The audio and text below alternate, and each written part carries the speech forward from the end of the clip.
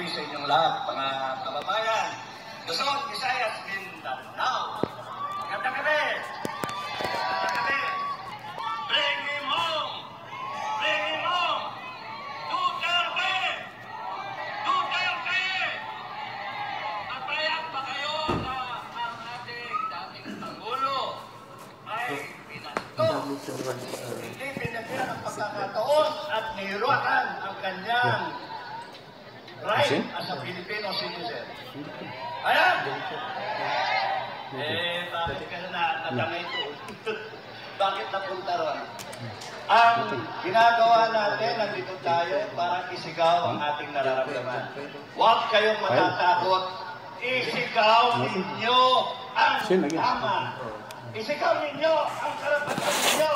Isigaw ninyo ang dapat na ginagawa ng mga otoridad kasi sila ang pinapasweldo natin.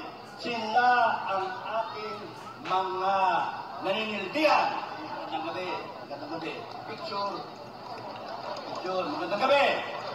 Luzon, Visayas, Mindanao. Lahat ng Pilipino from all walks of life.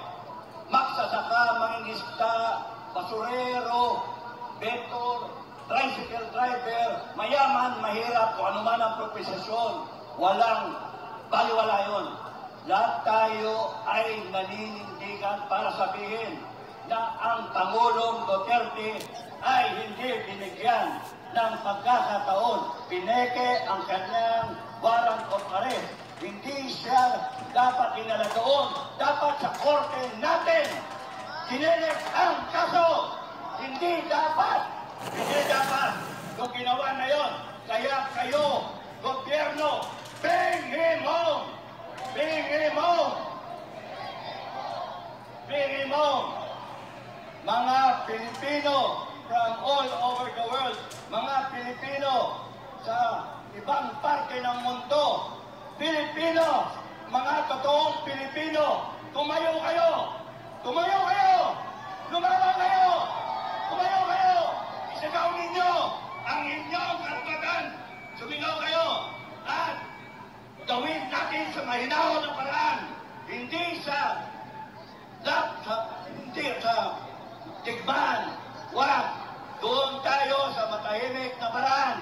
Naintindihan ninyo? Naintindihan ninyo? Pero pagka kayo ay inapi, tumayo kayo. Pag kayo pinastos, hirakan, dinakawan, tumayo kayo.